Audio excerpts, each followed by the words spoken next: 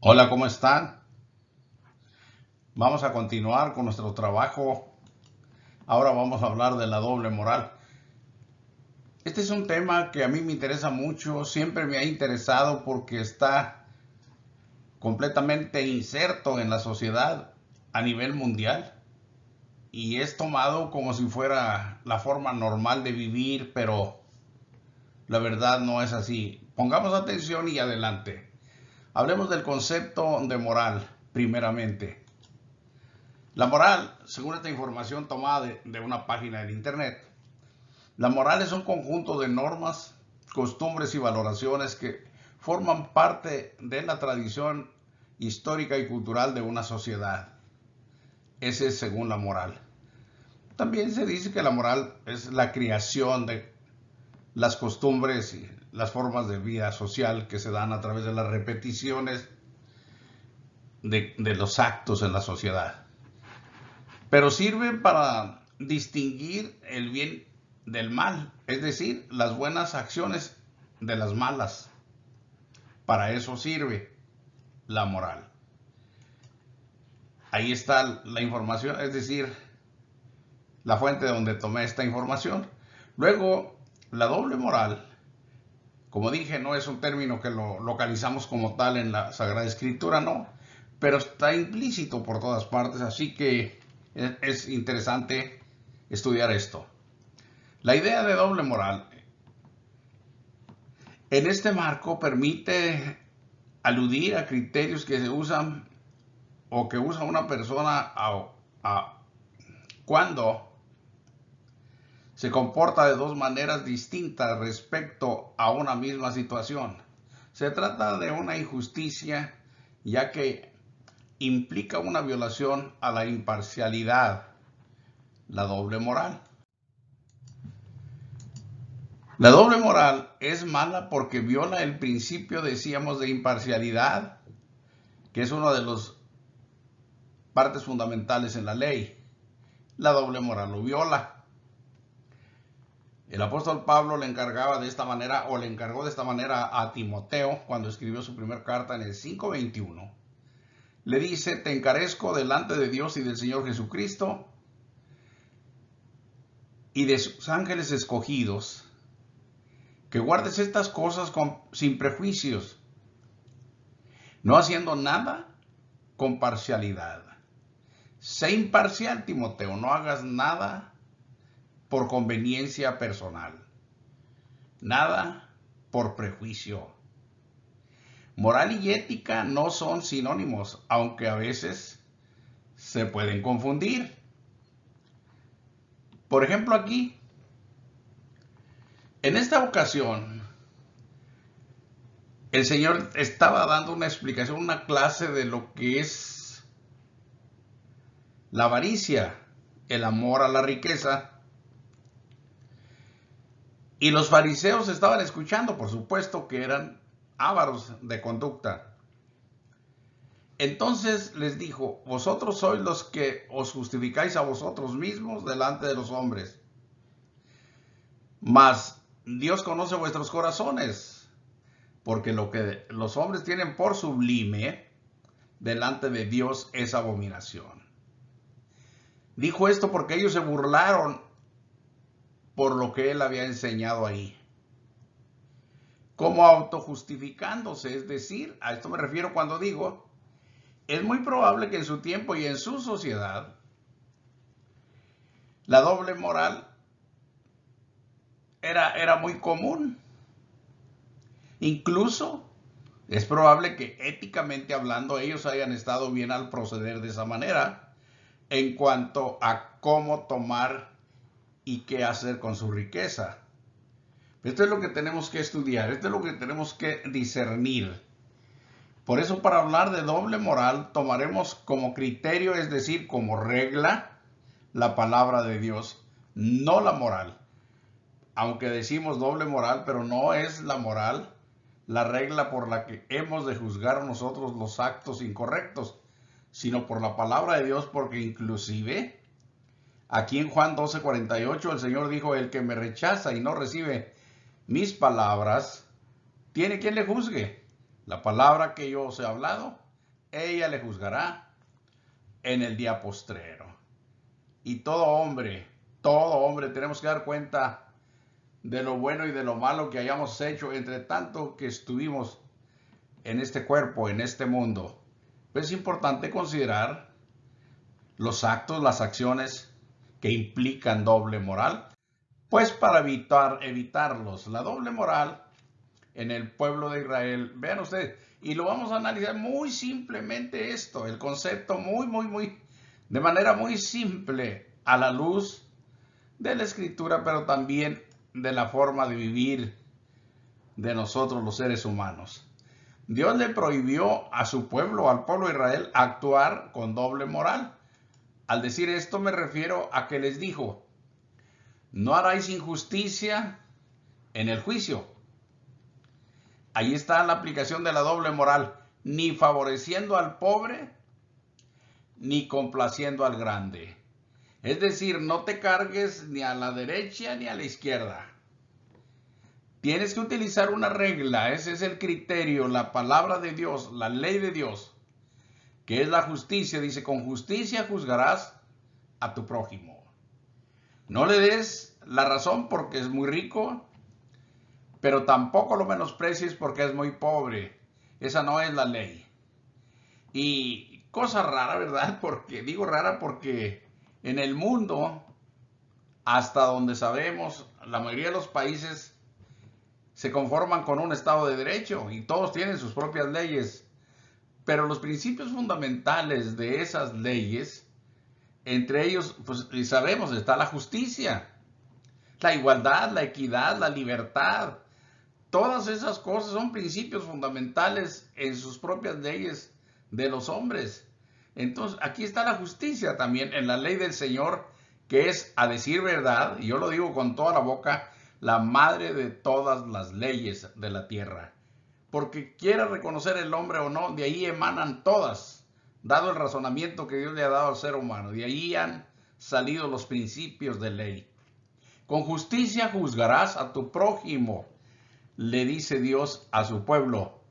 Y en Deuteronomio 10:17, porque Jehová vuestro Dios es Dios de dioses y Señor de señores, Dios grande, poderoso y temible, que no hace acepción de personas ni toma cohecho.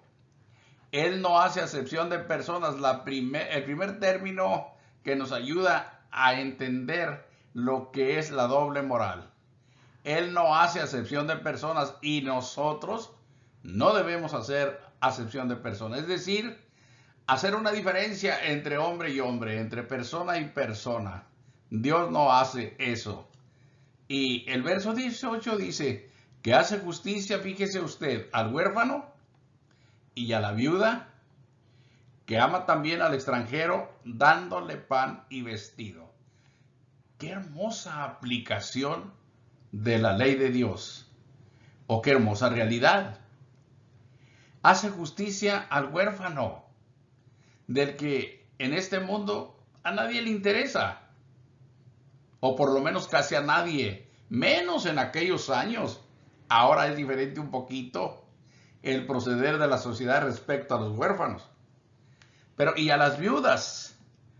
Dios le hace justicia a los huérfanos y a las viudas. Una viuda es una mujer sin ayuda. Bueno, como dije, ahora ya con esto de la igualdad social, pues la mujer, la mayoría trabaja, sobre todo en las ciudades grandes, pero en aquellos años no. Una viuda estaba totalmente desprotegida y ni quien le protegiera ni quien le ayudara.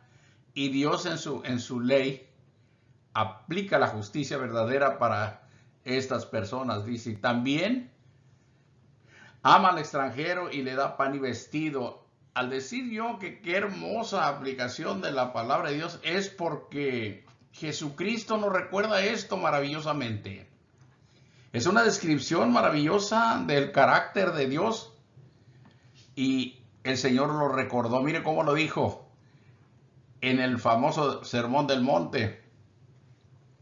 Para que seáis hijos de vuestro Padre que está en los cielos, que hace salir su sol sobre malos y buenos, note usted, sobre malos y buenos, y que hace llover también sobre justos e injustos.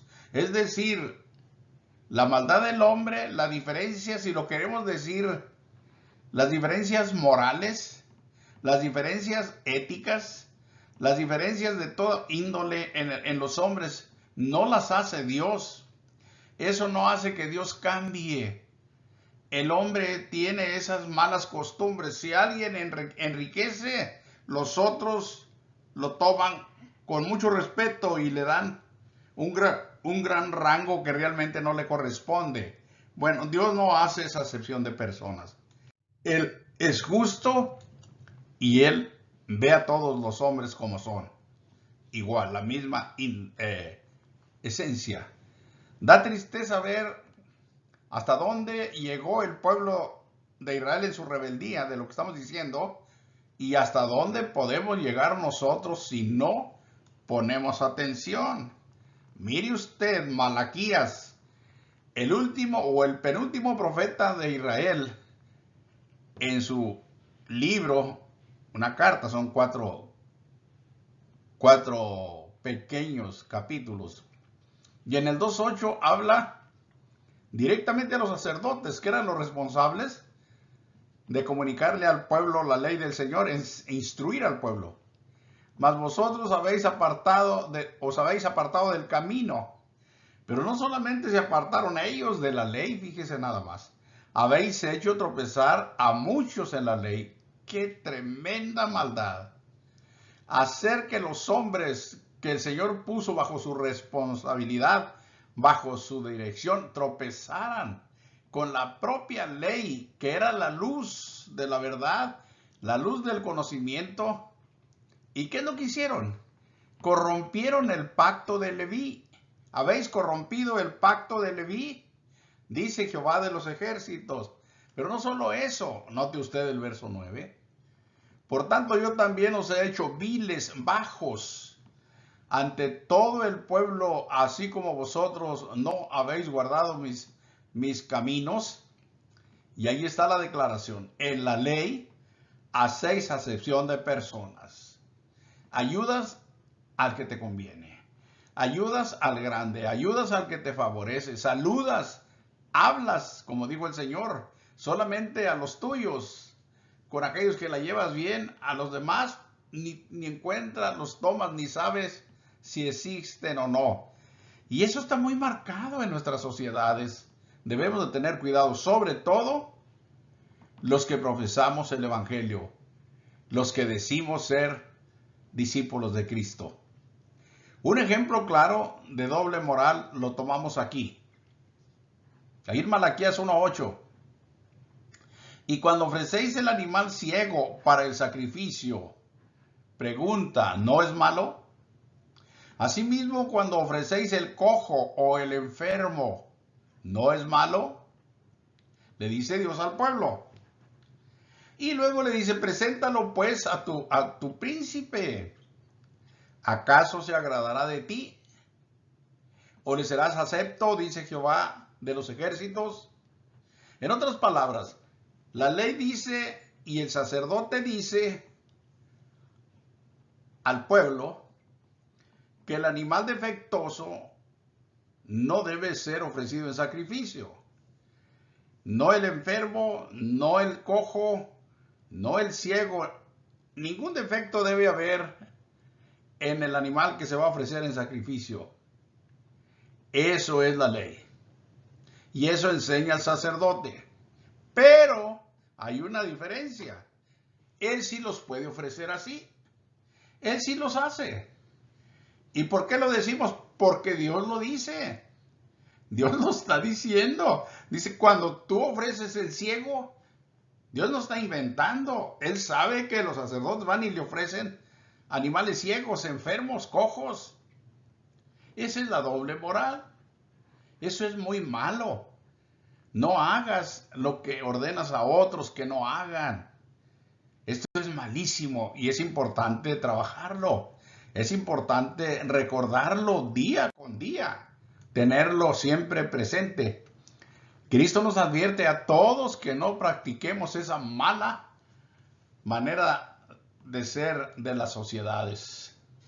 Entonces habló Jesús a la gente y a sus discípulos diciendo, miren nada más, en la cátedra de Moisés se sientan los escribas y los fariseos. En otras palabras, yo lo voy a decir así, y perdónenme, pero solo por la necesidad que hay de ponerlo más al alcance.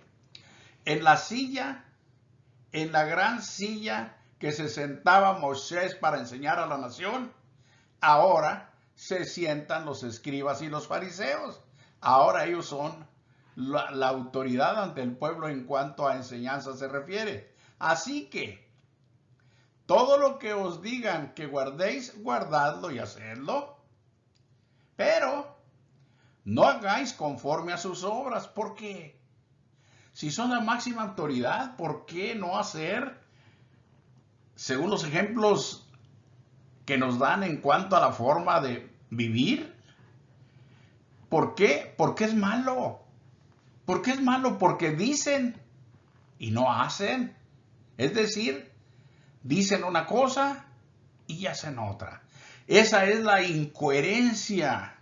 Eso es lo que hace mucho daño en todos los aspectos de la vida, en todas las formas sociales. Hace mucho daño que uno diga una cosa y haga otra.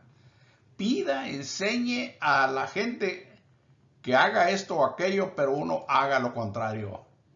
¿Qué hacían? Ataban cargas pesadas y difíciles de llevar. Eso era lo que ellos hacían. Pero las ponían sobre los hombros de los hombres. Pero ellos ni con un dedo quieren moverlas. Aprovechados, injustos, gente realmente corrupta. Y es muy fácil hacer creer a la gente de parte de los líderes religiosos. Se maneja una tremenda influencia, claro, mala, negativa, en contra de los feligreses. A estos se les ordena hacer esto, haz aquello. En algunos casos los traen semejantes a esclavos, sirviendo aquí, sirviendo allá. Pero ellos, en lo absoluto, hacen las cosas. Siempre para ser servidos. Están solamente para que les sirvan, no para servir. Es algo muy semejante, discúlpenme lo que voy a decir, en lo que implica, pero es muy semejante en este sentido la religión y la política. En ambos campos se busca que se les sirva a los que están en representación, en lugar de que ellos sean los que sirven. Claro, para llegar a ese lugar ofrecen ser unos fieles servidores, pero ya cuando las cosas se dan, ya no es así. Acá en Romanos capítulo 2, verso 22 dice, tú que dices que no se ha de adulterar, adulteras. Tú que abominas de los ídolos, cometes sacrilegio.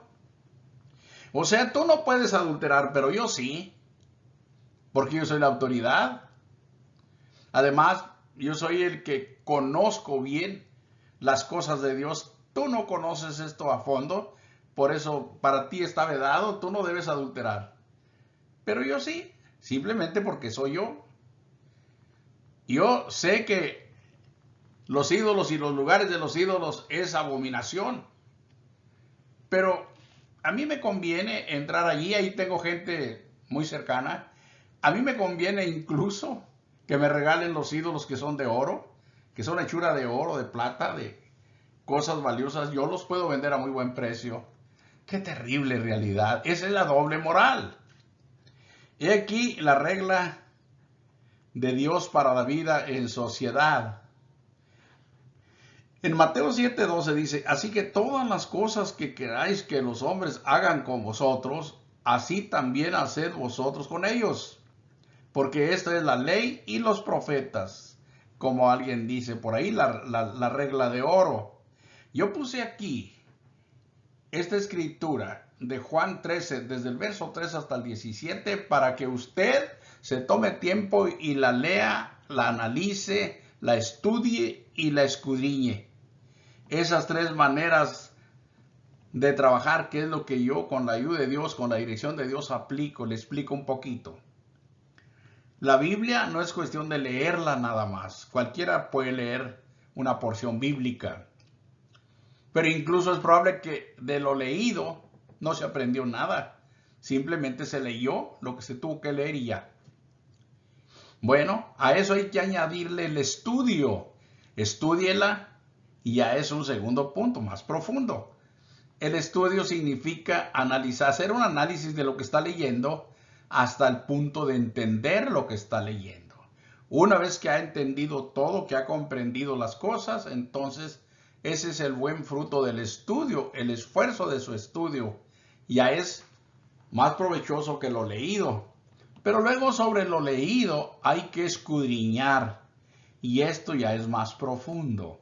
Para escudriñar hay que escarbar todos los recovecos necesarios de información que se nos presenten. Hay que buscarle. Así es como le llega a uno al conocimiento básico o fundamental de las cosas que se están estudiando. Aquí, por ejemplo, yo puse estudiar, no puse escudriñar, puse estudiar y aplicarlo. Pero aquí va a encontrar una enorme lección de servicio, de servir unos a los otros y también de amor y de tantas cosas maravillosas. Pero el Señor, ¿cómo empieza? Se ciñe su toalla, empieza lavando los pies de los apóstoles, termina y luego ya se recoge y dice, ¿sabéis lo que os he hecho? Dicen sí. Dice, si yo, el Señor, note usted, Señor y Maestro, he lavado vuestros pies, haceos también vosotros los unos con los otros. ¿Qué quiso decir?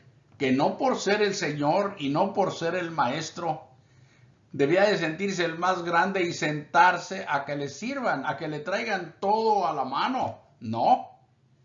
Si eres el Señor y Maestro, éntrale al servicio. Dale el ejemplo a los que vienen detrás de ti.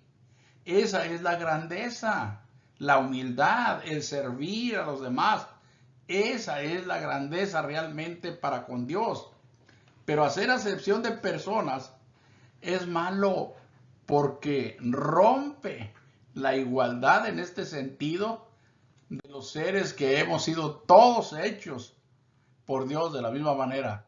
El Evangelio y la doble moral.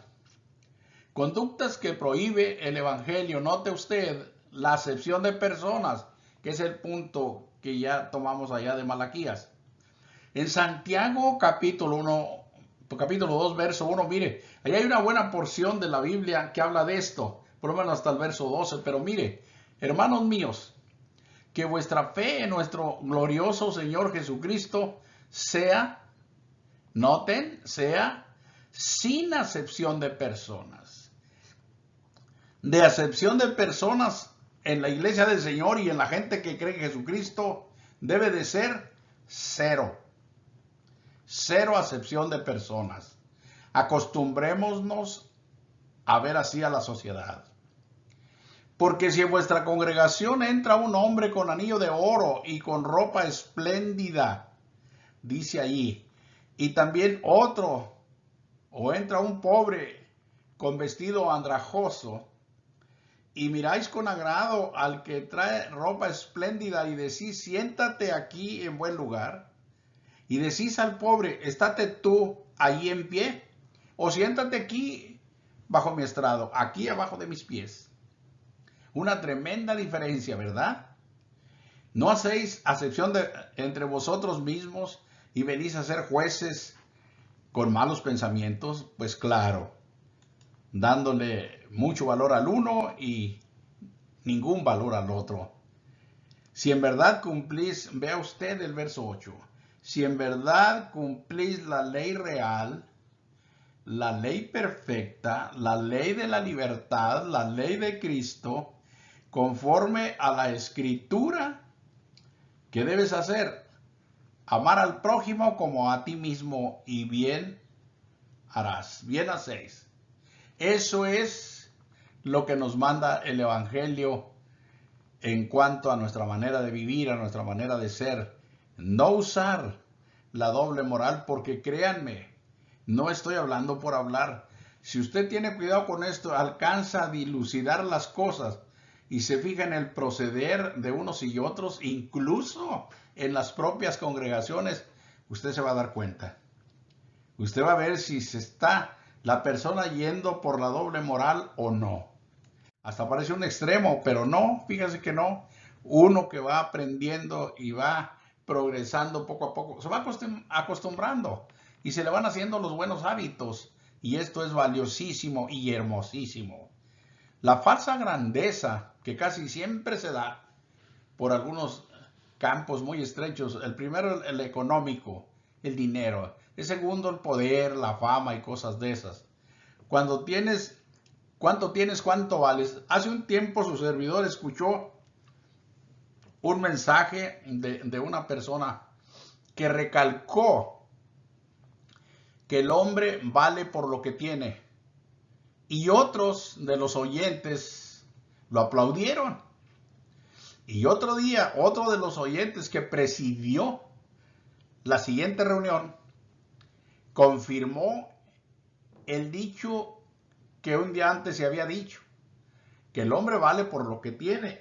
Y bueno, yo por no ser imprudente cerré mi boca, pero estaba realmente incómodo. Es una falsa idea que se tiene de esa falsa grandeza entre los seres humanos. Quien piensa así, creo que todavía tiene muchísimo que aprender, mucho.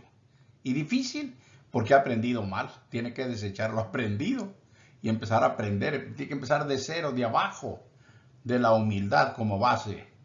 ¿Cuánto tienes? ¿Cuánto vales? O el hombre vale por lo que tiene. No es verdad, no crea esa falsedad. Aquí vienen estos salmos para ilustrarnos. Por cierto, vanidad, dice, vanidad son los hijos de los hombres. Mentira, los hijos de varón. Pesándolos todos igualmente en la balanza, ¿qué tanto será su valor? ¿Cuál será su grandeza? Serán menos que nada. Esa es una aclaración directa a la falsedad, a la vanagloria, a la soberbia, a la ruindad en cuanto a grandeza falsa a la idea de los hombres. No hay tal cosa como hombres muy grandes en este mundo. No por su riqueza, no por su sabiduría, no por su fama, no por su poder, por nada. Absolutamente nada nos hace diferentes. Y esta escritura está clara. Además dice, no confíes en la violencia, que es muchas de las veces los hombres se han hecho ricos, las naciones se han hecho ricas, utilizando la violencia para despojar a los más débiles.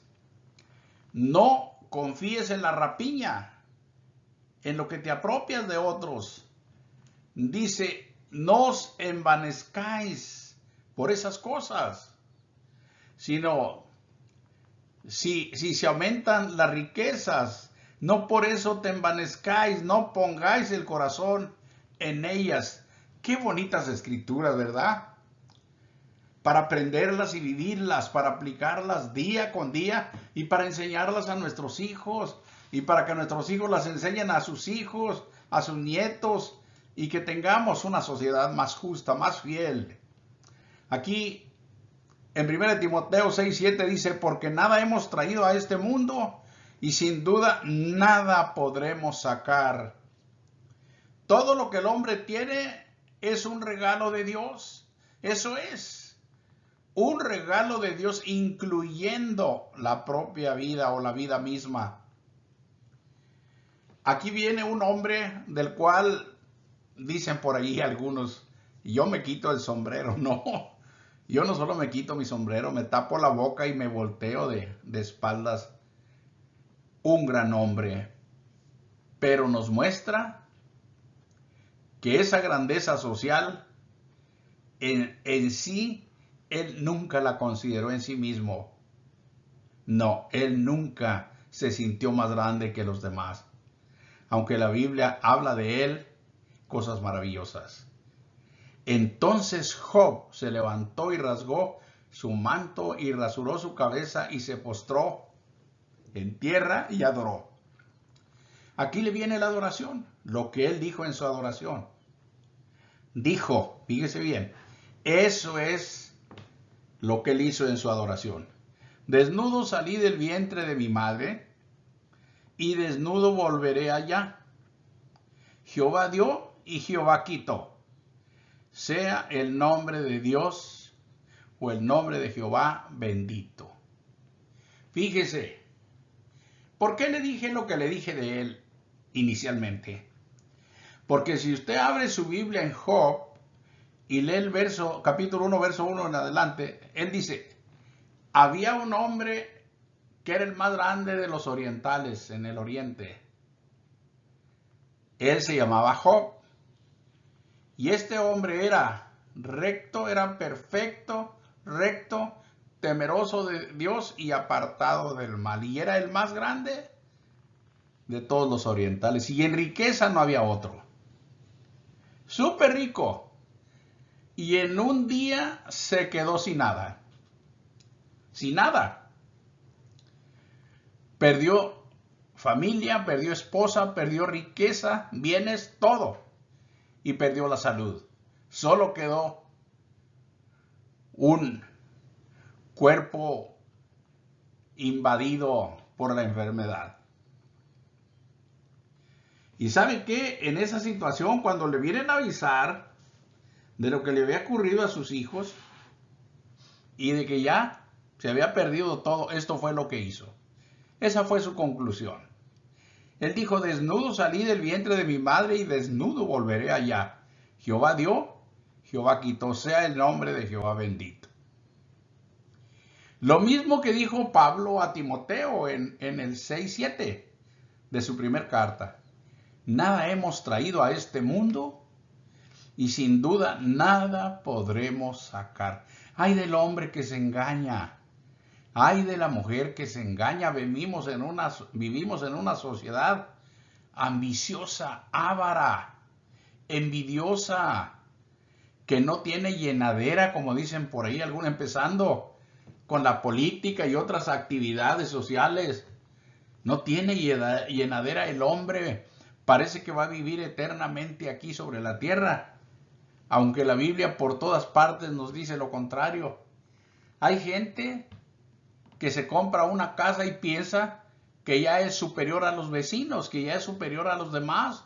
Se compran un vehículo y ya no quieren hablar al que antes le hablaban bien y era su amistad, ahora ya no, porque ya es chiquito. Él ya creció, él ya está grande, por el carro, por la casa, por lo que sea que se haya comprado. Eso no modifica a la persona en su ser. ¿Por qué la gente es así? ¿Por qué es tan falsa? ¿Por qué es tan vana? ¿Por qué se mueve tan fácil de la esencia en que Dios lo ha creado? Vean qué maravillosas enseñanzas tenemos aquí. Y era rico Job y volvió su riqueza al doble. Pero entonces, si la riqueza es mala, ¿para qué ser ricos? No, no es mala. Hay que saber, aprender y hacer qué se debe hacer con la riqueza. Es muy buena, pero tiene sus fines. El hombre rico no debe ser el esclavo, el siervo de la riqueza, ni del poder, ni de la fama, ni de nada. Debe de tomar esas cosas en caso de que Dios se las otorgue para su servicio y para servir a los demás. Eso es lo que hay que aprender. Pero en el egoísmo personal el hombre hace cosas muy, pero muy desfavorables. Venimos a este mundo sin nada, siguiendo el punto anterior, solo con la dignidad de ser hechura de Dios. Eso es lo que es el pobre y el rico. Lo único que tenemos en común los pobres y los ricos, que somos hechura de Dios. En eso no solamente nos parecemos, en eso somos iguales. Hechura de Dios. De ahí en fuera, les quisiera platicar una historia de... Yo tuve unos años trabajando en Monterrey, Nuevo León como dirigente obrero y fuimos unas 4 veces en estallidos a la huelga. Les quisiera platicar algunas experiencias, pero no, mejor lo dejo así. Mejor lo dejo así. Ya sabrán, se trataba de intervenciones entre pobres y millonarios y las experiencias que vivimos en esos años de trabajo en favor de los pobres, en favor de los obreros, pero se los dejaré para otra ocasión, si Dios lo permite. En Proverbios 22:1 dice, de más estima es el buen nombre que las muchas riquezas. Estudiemos esto a fondo y entendámoslo. De más estima es el buen nombre que las muchas riquezas. ¿Qué quiere decir? La estima es la valoración que se tiene al considerar las cosas, en este caso a un hombre y a su proceder. A ese punto se llega de valoración o de estimación. Pero ¿a qué se refiere al buen nombre? ¿Cuál es el buen nombre? Eso es, por así decirlo, el buen testimonio, la buena manera que el hombre ha alcanzado en su vivir, y en ese concepto lo tiene toda la sociedad que lo conoce.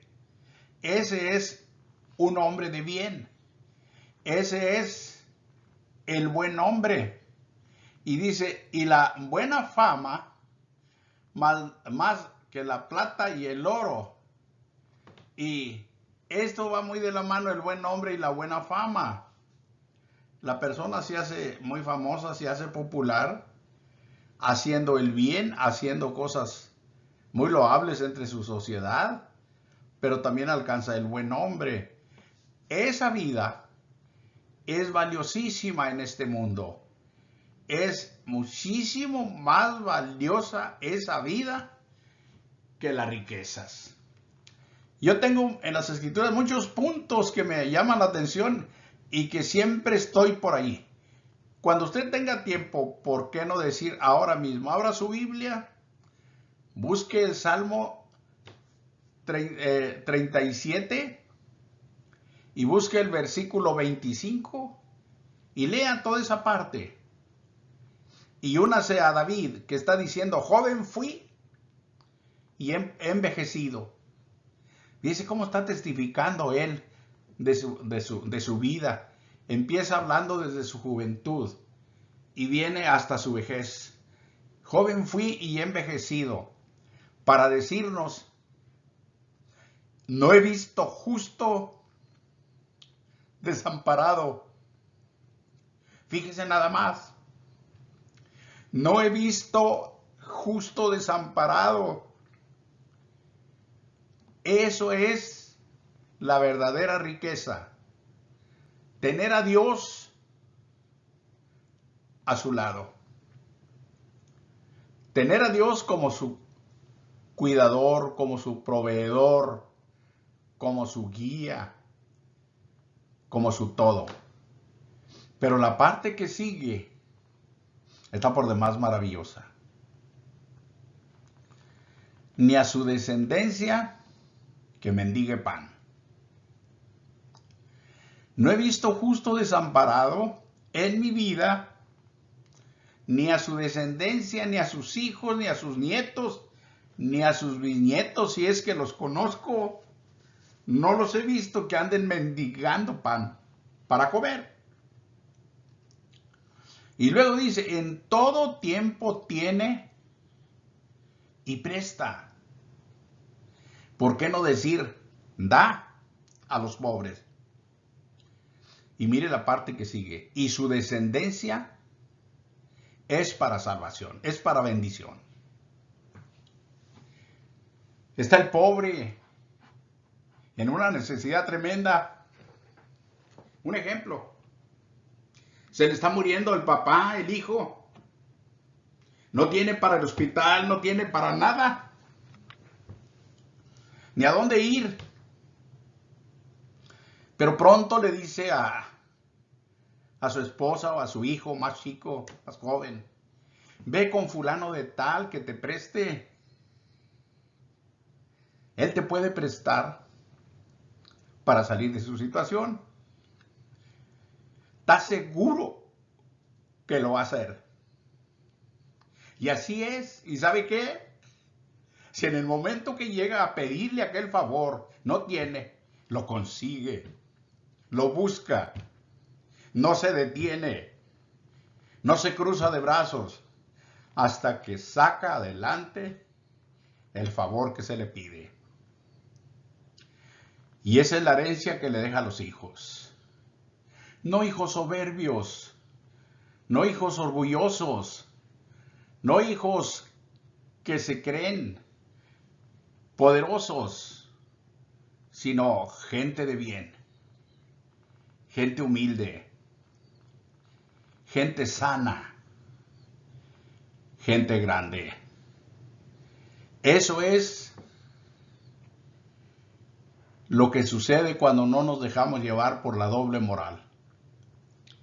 Cuando nuestras actuaciones, nuestras obras, no responden a la conveniencia, nada más a lo que conviene, no, sino a lo que es justo. Que siempre estemos pisando en la razón. Mire esto que dice aquí. El rico y el pobre se encuentran. A ambos los hizo Jehová. En una ocasión yo estaba considerando esto y me daba risa de momento. El Salmo 22, verso 2. ¿Cómo me gustaría ver una reunión de estas? Que se encontrara un hombre muy rico con un hombre muy pobre y se pusieran a platicar. Aunque es difícil porque como no tienen nada en común, los pensamientos del rico son unos, los pensamientos del pobre son otros. No tienen mucho que platicar entre sí. Pero ¿cuáles serían sus pensamientos? El rico recriminándole al pobre su falta de visión, su conformismo, su pereza, su falta de intelectualidad, qué sé yo, tantas cosas. Y el otro, el pobre recriminándole al rico, quizá equivocadamente, su injusticia, su aprovechamiento de los pobres, la explotación de los pobres, enriquecerse injustamente. Qué plática, ¿no? Sería más bien una disputa. Pero bueno, yo nomás cité esta escritura por lo que venimos hablando, que lo más valioso, la riqueza más grande, está más allá del oro, más allá de la materia, más allá de las cosas de este mundo. Y allí es donde debemos de centrar nuestra atención y nuestra vida. Y que el rico literalmente hablando y el pobre literalmente hablando, ambos son hechura de Dios. Y desde esa perspectiva es que nos debemos de conocer y nos debemos de tomar en cuenta. Riquezas, honra y vida son la remuneración de la humildad y el temor de Jehová. A ver, ¿cómo está esto aquí? Riquezas, no oro ni plata. Honra y vida son tres cosas en el ámbito espiritual. Son la primera, la remuneración de la humildad. Esa es la ganancia. Esa es verdadera riqueza, la ganancia, el fruto que sale, que nace de esta planta maravillosa llamada humildad. El Señor recalca una y otra vez la humildad. El que se humilla será enaltecido y el que se enaltece será humillado. Nunca se enaltezca usted porque le está yendo bien físicamente, porque ya tiene un carrito. Cuando antes teníamos que movernos para todas partes, muchos de nosotros caminando. Como decía una persona por allá en Monterrey, en el Dodge patitas. En un burrito, como yo lo llegué a hacer de niño. Sí. Ahora no, ya tenemos carro. Y no, a veces no nos conformamos, ahora queremos el último modelo. Al gusto. No, no es por ahí, es la humildad. La puerta maravillosa al mundo de la grandeza divina y espiritual. El temor de Jehová. De ahí nace la grandeza y la verdadera riqueza. El temor de Jehová. Así que si a usted le gusta la riqueza, o le gusta el renombre, o le gusta la fama, o le gusta el poder, aquí hay mucho para conseguirlo. La humildad y el temor a Dios, que es la verdadera sabiduría. Las diferencias las hacen los hombres, no Dios. Aún en lo espiritual, hermanos, han llegado a hacerse estas diferencias. En 1 Corintios 4:7, un capítulo de defensa del apóstol en contra de sus propios, enseñándose. Él fue el que hizo o empezó esa congregación y el que enseñó a esos hermanos. Pues resulta que al poco tiempo ya no lo querían porque ellos ya eran unos verdaderos sabios. Dice el verso 7, porque ¿quién te distingue? Le dice a los cristianos en Corinto. ¿O qué tienes que no haya recibido? Explícalo. En cuanto a enseñanza, conocimiento de Dios, conocimiento del Evangelio. Y si lo recibiste, ¿por qué te glorías? Ahora para ti Pablo es un loco. Es un hombre que no conoce mucho, que no se le puede confiar. Claro, ya entiendes el abecedario del Nuevo Testamento. Ya consideras que ya no necesitas del apóstol. No te confíes, no es así. Esas diferencias no son correctas. Porque tú dices, yo soy rico y me he enriquecido y de ninguna cosa tengo necesidad.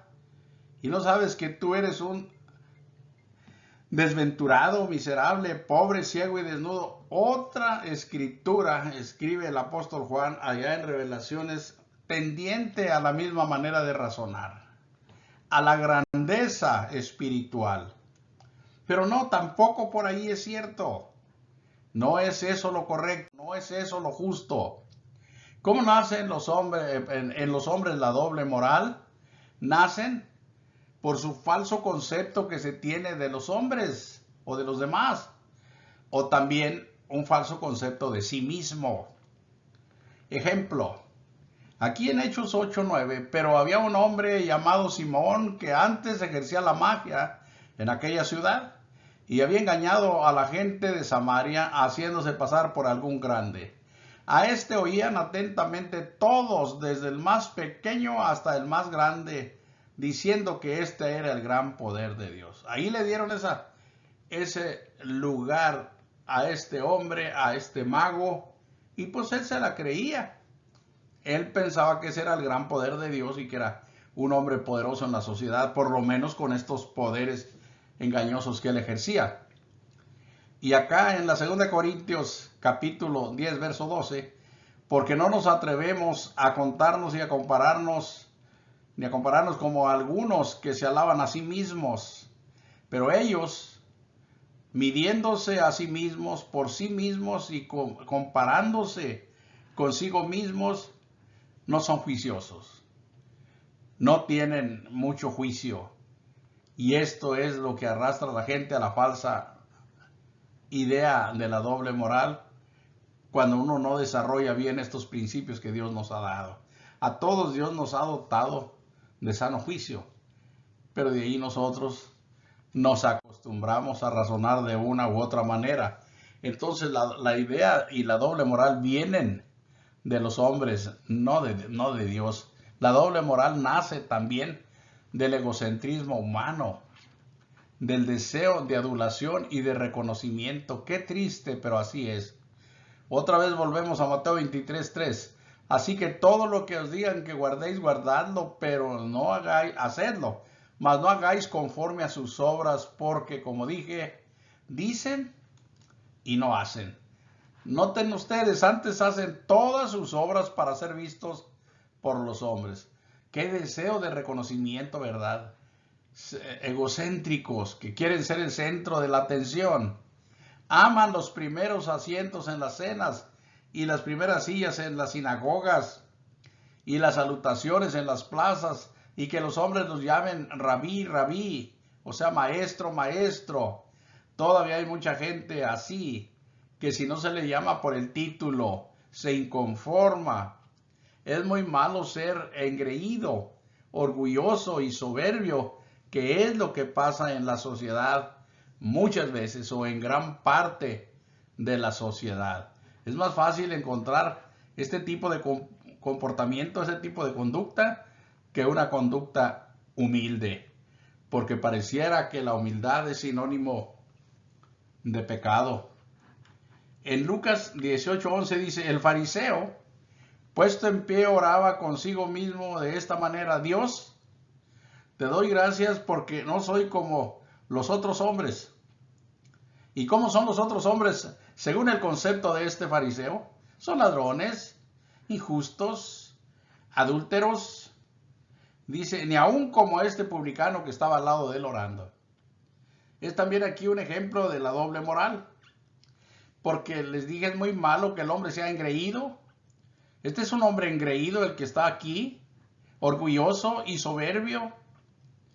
¿Por qué no toma en cuenta al otro que está ahí? No sabe cuál es su situación, pero ya lo está desechando como a los otros. Bueno, dice aquí que puesto en pie oraba consigo mismo de esta manera. ¿Qué quiere decir oraba consigo mismo? ¿Para qué involucrar a Dios en una oración si no le va a dar gracias? Si no lo va a reconocer por los beneficios que le ha dado. Este dice que le da gracias porque no es como los otros hombres.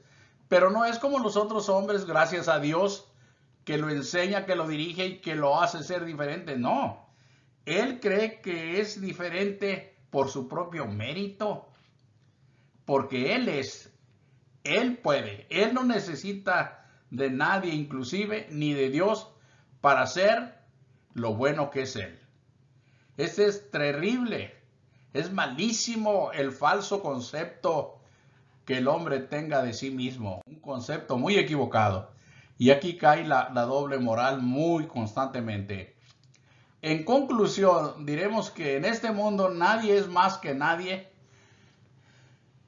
Nadie es más grande que nadie y nadie es más chico que nadie tampoco. Ya vimos esta escritura, el rico y el pobre se encuentran, a ambos los hizo Jehová. Están iguales, pero el capítulo 5, verso 15 de Eclesiastés dice, como salió del vientre de su madre, el rico, también el pobre, desnudo, salieron iguales.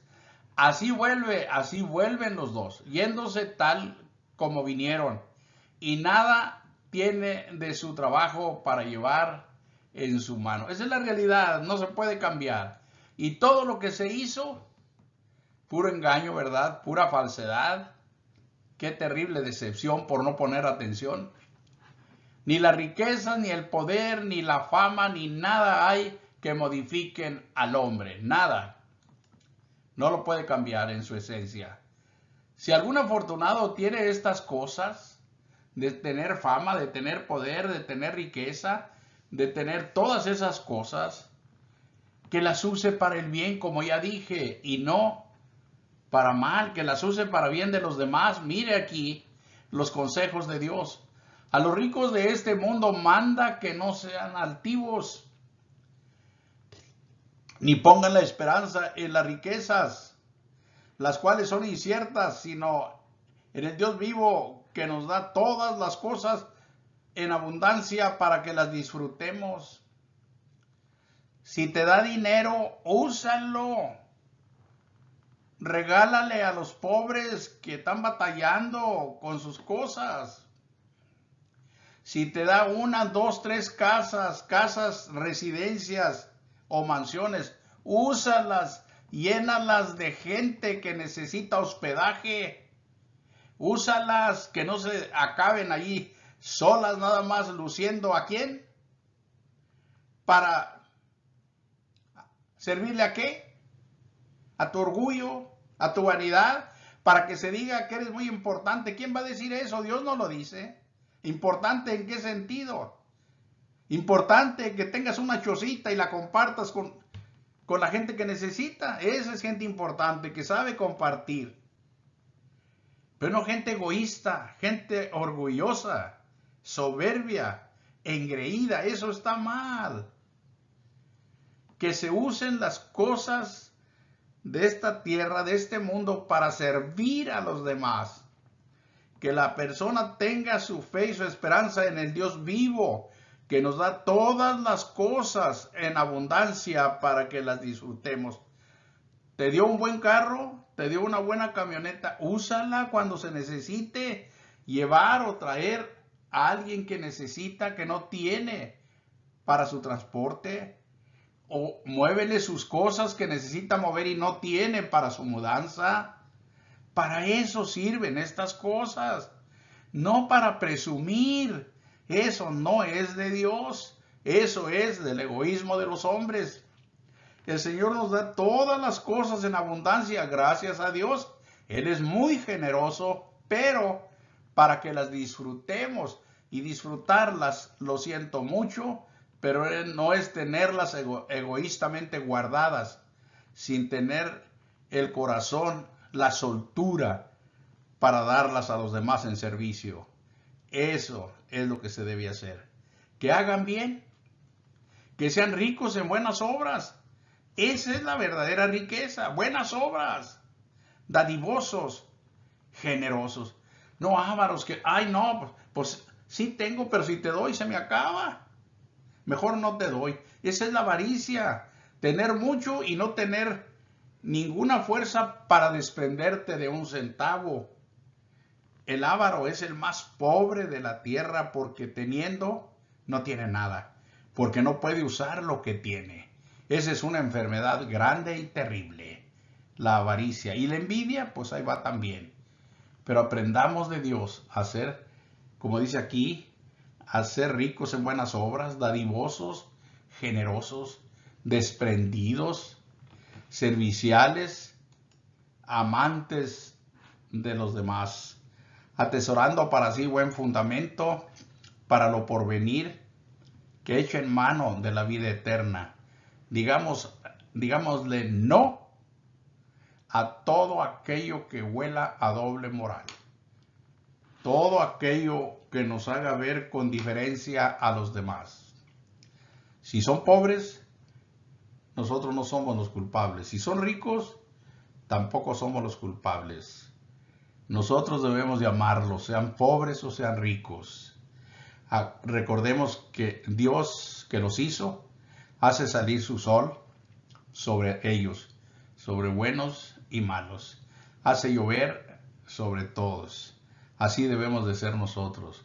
Sed pues vosotros perfectos, dice la parte última de esa escritura, así como vuestro Padre que está en los cielos es perfecto. Dios los bendiga, muchas gracias por su atención a este estudio de la doble moral, que no es otra cosa que es una realmente negativa forma de vivir en el ámbito social y mundial en esta tierra. Estudiemos esto y desprendámonos de esas formas de vida. Hagámoslas a un lado y llenémonos de lo bueno. Que Dios los bendiga y que Dios los guarde y que Dios les llene de riqueza en su corazón siempre. Hasta la próxima.